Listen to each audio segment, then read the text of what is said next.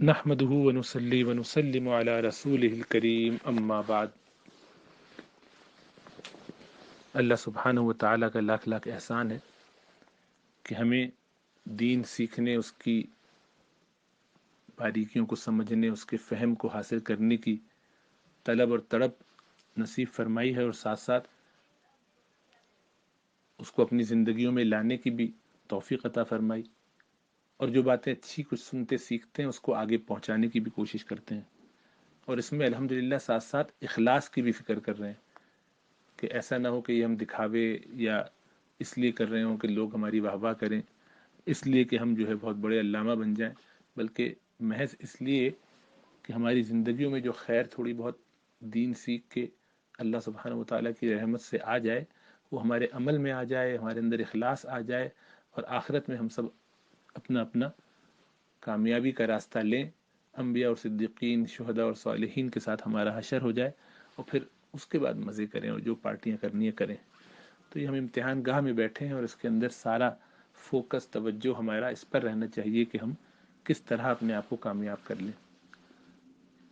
بہت سارے فوائد مختلف چیزوں سے جو ہوتے ہیں ان پر آدمی کو غور کرتے رہنا چاہیے، اسی لیے ہمیں قرآن میں جگہ جگہ تفکر اور تدبر کا حکم دیا گیا ہے کہ کیا تم آفاق میں نہیں دیکھتے، انفس میں نہیں دیکھتے، کیا تم ادھر دنیا میں ہونے والے چلت پھرت لوگوں کا اٹھنا بیٹھنا معاملات پہ نظر نہیں کرتے، کہ اپنے احوال پہ نہیں دیکھتے، آسمان کی طرف نہیں دیکھتے، زمین میں نہیں دیکھتے، یہ اونٹ کو نہیں دیکھتے، کیا کیا چیزیں اللہ سبحانہ و تعالیٰ ہمیں گنواتے ہیں، دکھاتے ہیں، صرف یہ بتانے کے لیے کہ ہر چیز سے سبق لینا چاہیے۔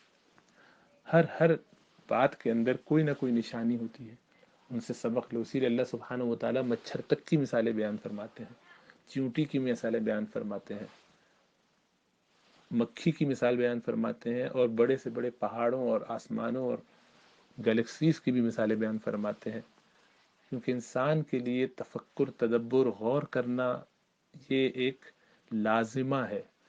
انسان کی عقل، اس کا شعور، یہ اس بات کا تقاضا کرتا ہے کہ وہ چیزوں کے بارے میں غور کرے، سوچے، سمجھے، اور ان باتوں کی وجہ سے جو باتیں، جو اشکالات، جو خیالات آئیں، ان کی پھر علم اور اہل علم سے ویریفیکیشن بھی کرواتا چلے اور آگے بڑھتا چلے۔ تو غور کرتے ہیں آس پاس تمام لوگ ہی ماشاءاللہ، اور نئے نئے نقطے نکالتے ہیں بڑے پیارے پیارے۔ اس میں سے ایک نقطہ جو کورونا وائرس کے حوالے سے جو بہت ساری باتوں میں سے ہے، اور وہ یہ ہے کہ ہر آدمی اپنے بارے میں ذرا ایک لمحے کو یہ غور کر لے کہ ہم سب، خدا نخواستہ اللہ سب کو محفوظ رکھے، کورونا وائرس کا شکار ہو کے بستروں پہ پڑے۔ مثلا یہ جتنے بھی لوگ ہیں، ایک میدان میں ہم نے بڑا سا ایکسل سینٹر میں یا کہیں پر 30,000 لوگوں کا، 25,000 لوگوں کا جو گورنمنٹ نے بنایا ادارہ ہے، ہر ملک میں کسی بھی ملک میں ہو سکتا ہے، ایک بڑا ہاسپٹل کریٹ کر دیا، 50، 100، 1000 جتنے بھی لوگ ہیں ایک وقت میں، اور وہ سب کے سب کورونا وائرس کا شکار ہے۔ کوئی 1 لیٹر آکسیجن پہ، کوئی 2 پہ، کوئی 5 پہ، اور کوئی 10 پہ، کسی کو وینٹیلیٹر پڑا ہوا ہے، کسی کی کچھ اور حالت ہے، کوئی دواؤں پہ ہے، کوئی یہ دوا دے رہا ہے، کوئی وہ دوا لے رہا ہے، کسی کو نرس دیکھ رہی، کسی کو ڈاکٹر، کسی پہ جو ہے وہ عام والنٹیئر اسٹوڈنٹس جو ہیں وہ خدمت کر رہے ہیں، مختلف قسم کے لوگ چاروں طرف لگے ہوئے ہیں۔ ان سارے مریضوں کو آپ ذرا اپنے آپ کو غور کیجئے کہ آپ وہ مریض ہیں، اور آپ کے ارد گرد مختلف قسم کے یہ سارے بیمار ہیں جن پر کام ہو رہا ہے۔ اپنے دل پر ہاتھ رکھ کے بتائیے اس وقت کہ آپ کی کیفیت کیا ہے، کہ آپ کو اس سے فرق پڑتا ہے کہ آپ کے پڑوس میں جو آدمی ہے وہ کتنے لیٹر آکسیجن پہ ہے، اور فلاں پہ آپ کہیں کہ یہ تو عجیب آدمی ہے، 3 لیٹر پہ خالی ہے، اس کو تو 4 پہ ہونا چاہیے، وہ کیسا عجیب آدمی ہے، اس کو چاہیے تھا کہ یہ والی دوا لگاتے، اس کو تو یہ والی ڈرپ لگا رہے ہیں، مجھے یہ والی کیوں نہیں لگائی۔ یعنی اس وقت آپ کو اس کی فکر ہوتی ہے کہ کون کتنا زیادہ بیمار ہے اور کون کتنا زیادہ شفا یاب ہو گیا ہے۔ کوئی خوش ہو کے گھر جا رہا ہوتا ہے تو اس سے خوشی ہوتی ہے، اچھا یہ ماشاء آپ کی چھٹی ہو رہی ہے، ماشاء اللہ کیا بات ہے، اللہ آپ کو اور شفا دے، اور اللہ دعا کیجیے ہماری بھی ایسی ہو جائے چھٹی۔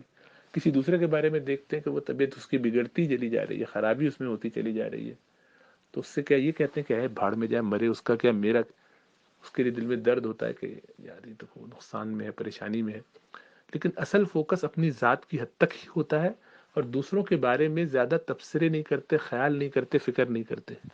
اس بات کو ذرا غور کیجئے کہ یہ تو ایک عارضی بیماری ہے دنیا کے اندر، یہ کل اتنا ہے کہ ایک وائرس ہے جس نے پوری دنیا کو اپنی لپیٹ میں اس وقت ایسے لے لیا ہے کہ الحمدللہ سارے انسان بن گئے ہیں۔